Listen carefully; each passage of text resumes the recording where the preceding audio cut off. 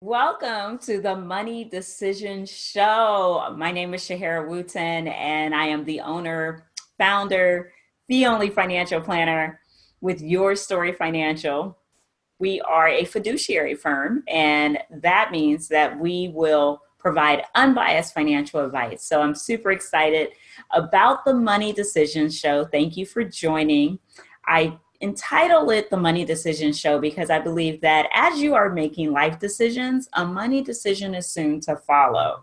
So please stay tuned because we are going to talk about a money decision and a life decision called moving. Whenever we move, I hate moving, but it's something that we have to do. It is also going to require monetary input. And you guys know that for sure. It's a life decision because we got promoted, or in my case, I got married and I had to make a move. There are so many reasons for people making a move. It could be a promotion. It could be getting married like I did. It could be because you just want to be somewhere different. You have a desire to live somewhere that you've always wanted to live. Or it could be for family reasons. There's so many different reasons that people move, but it is a life decision. And so therefore, it requires a money decision. So I'm going to talk to you and give you some pointers into moving and the things that you want to think about. I'm also interested in hearing ideas that you recommend that would work for making moves, because this is not an all-inclusive list. I totally understand that. So please continue watching, and thank you. Yes, moving is a big deal. They say that's one of the most stressful things you can do, and I definitely can attest to that because over the years, I've moved for various reasons. I've moved for my work, and I've also moved internally within the city that I was living in just because I wanted to be in another location. And most recently, I moved because I got married. So very, very exciting reasons for moving. But when you move, you really want to look at the whole picture. You want to look at, is my company going to move me, my employer? If your employer moves you, it makes things a lot easier because, for one thing, it is all paid for. Now, sometimes they reimburse you, sometimes they give you the money up front. It really depends on the company that you are working for and the agreement that you guys came up with. Now, if you're moving on your own, like I did recently, I recently moved, like I said, from Phoenix to Orlando, and I moved myself. So one of the decisions that I had to make was, am I going to hire someone to move me, especially since all the expenses are coming from me, or am I going to do it all myself and get friends to help? So I chose to do it myself and get my friends to help. They helped for some of the way, and then I also hired people to pack up what I call a reload cube, or something similar to a pod.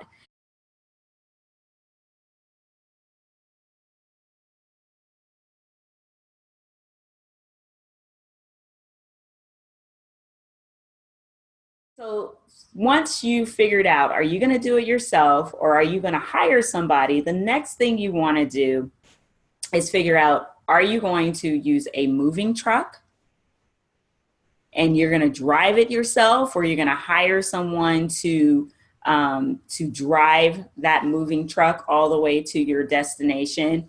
Or are you going to do something, which is what I did, which is getting a cube? And so one company is called UBF Reload Cube, and another company is called Pod. And I'm sure there's all other companies out there too.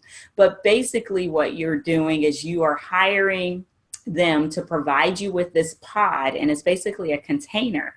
And the container could be the size of your house, or it can be the size of a truck, or it can be half the size of a truck. Mine was the size of a parking space.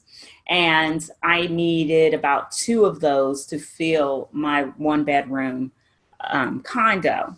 So that's what I ended up using. Now you can fill those up yourself, or you can hire someone to fill it up. I ended up having my friends help me pack, but I used movers, a moving company, to help me fill the pod up. Now, I will say, I always recommend whenever you're working with any of these particular companies is to get a referral. Get a referral or look on Better Business Bureau, look on Yelp, really get some reviews and know what company you're going to use, because these are your belongings, these are your possessions. So you want to make sure that you have it all taken care of. So I did that. I really did. I got a referral from a friend of mine who gave them rave reviews, the packing company that I use. However, my items did get damaged. So I had significant damage. I'm going to let that go for right now. But I'm just going to tell you, make sure you do your due diligence. And even if you didn't, even if you did do your due diligence like I did, make sure that you also have renter's insurance or homeowner's insurance so that if any of your possessions are damaged, you could potentially look into that. I didn't have enough damage to go beyond the deductible, but it was the items had some sentimental value. So I do still feel the pain of that, but they are possessions and they can be replaced. So you can find these folks. You can use tools, like I said, referrals. You can use Yelp. You can use review sites, TaskRabbit. You can try Thumbtack. Those are places where you can get the kind of help that you want. And there's reviews on those sites as well. The other thing that you can do, and this is something that I used, was I moved my items using those containers and ship that ahead of time. And then for the items that I wasn't ready to let go of yet, I needed some items because I shipped my items maybe about 4 or 5 months or so before I actually moved to my location, which was my husband's home. I moved there after I got married. And so there were items that I kept in Phoenix where I was located. Now, those items were items that I did not want to throw away afterwards or, when it was time to do my final move. So I ended up using a freight service, a freight carrying service. I learned of that doing some research, and it actually allowed me to put some items in boxes, and they actually hitch a ride on Greyhound or other types of freight services. So Greyhound is the service that I use, and my items were able to get on those buses and were transported all the way to Orlando. So they give you a tag and you put it on all your items. You want to make sure that those items are very secure, however, because my boxes did get a little bit torn. And I did have one item that I was missing, so I didn't understand that. But if you really, really need that item, you can also talk to them and they will do a claim for you. So I use that, and I've had other friends use those services. There's Greyhound, there's FedEx. So you can just compare pricing and compare how that works for you and see if that particular way to move is the best way for you. It really works, especially if you decided to sell everything, but there's still some items that you just know that you need and you don't want to part with. So that particular way to move your items, it works. So I've moved various places throughout the years, and I've pretty much have tried most of the ways to move. So I've done a moving truck, I've done the containers, I've also, like I said, done the freight carrying service with Greyhound, and you can also do FedEx. And you might be able to research some other carriers and just do some price comparison. And I've also shipped my car. I've never driven my car. I've moved from Philadelphia to Phoenix, from Phoenix to Orlando, and I've never driven. Now, that is an option. You can definitely drive if you want, but I've always wanted to have my items be shipped, and I also wanted to just take a one-way flight. I didn't want to drive. So that's how I work that out. And for this last one, I used Carshipper.com. It was something referred to me through the container service that I used. And it worked out really well. It's almost like they're a broker and they have several car shipping companies that they work with.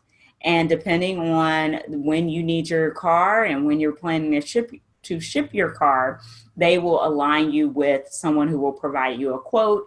And they picked it up, they drove it across country. They didn't actually drive it, they actually shipped it across country and then let me know when it was ready to be delivered. And it was very simple. I did that as well when I moved in 2005, 2006 timeframe from Philadelphia to Phoenix.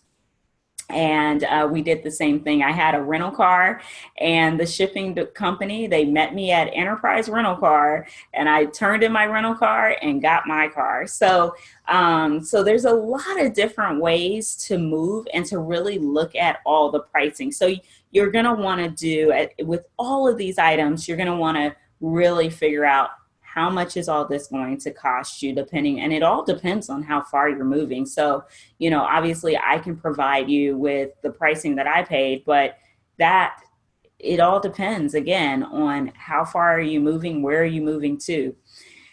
So another cost to consider is your present and future housing. So obviously you're moving from either an apartment or a home that you purchased or you own, and you're moving to another home or apartment. So you want to make sure that you know what the pricing is.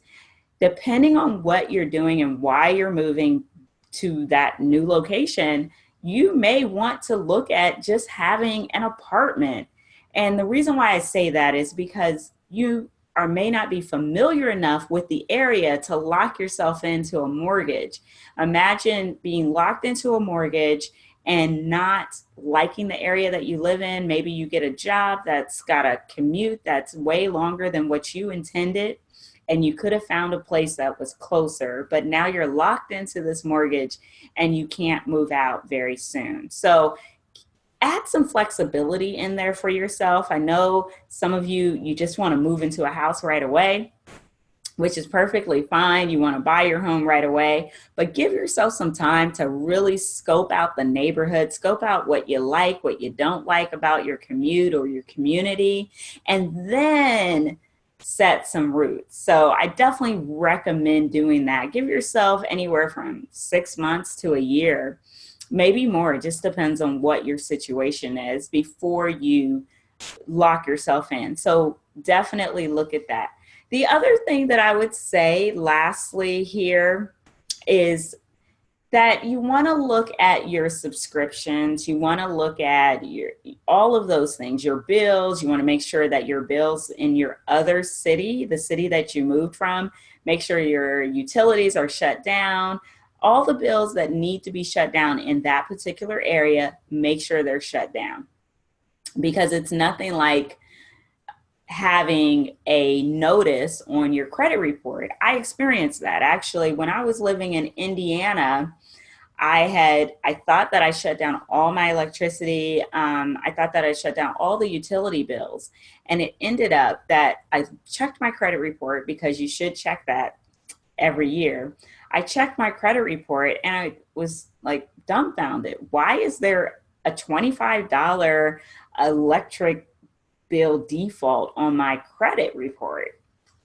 And come to find out, somehow they did not have my address to forward the bill, and therefore it just went into default. So I ended up writing a letter and making sure that was explained, and it ended up being taken off my credit report, and I dealt with that.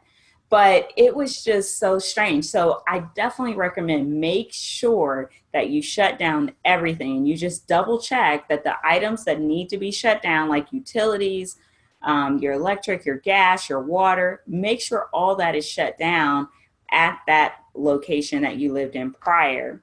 And then what's nice is that you can definitely just change your address. If you change the banking account information, change that on your Netflix, on your Amazon Prime, on any of those subscription services that don't really require any additional information about your move other than your change of address or your changing of banking information. So that is very key.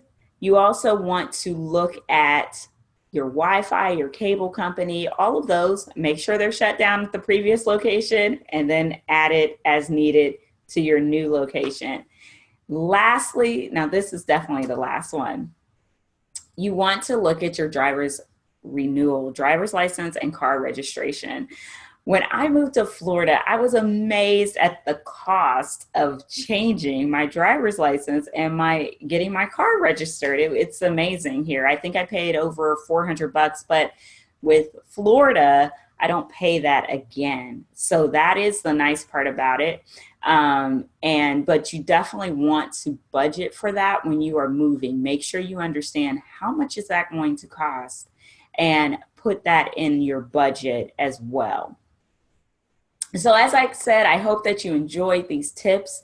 I think moving is a great thing. It's new adventure. It's exciting, but it can be expensive. It can be costly. So I definitely recommend taking time to do some planning regarding your move, and it's exciting. So if you are moving, congratulations, and I wish you the best. And hopefully these tips are going to help you so that you can make better money decisions. Thank you. And again, Shahara Wooten with Your Story Financial, and I'm helping you create financial success one chapter at a time.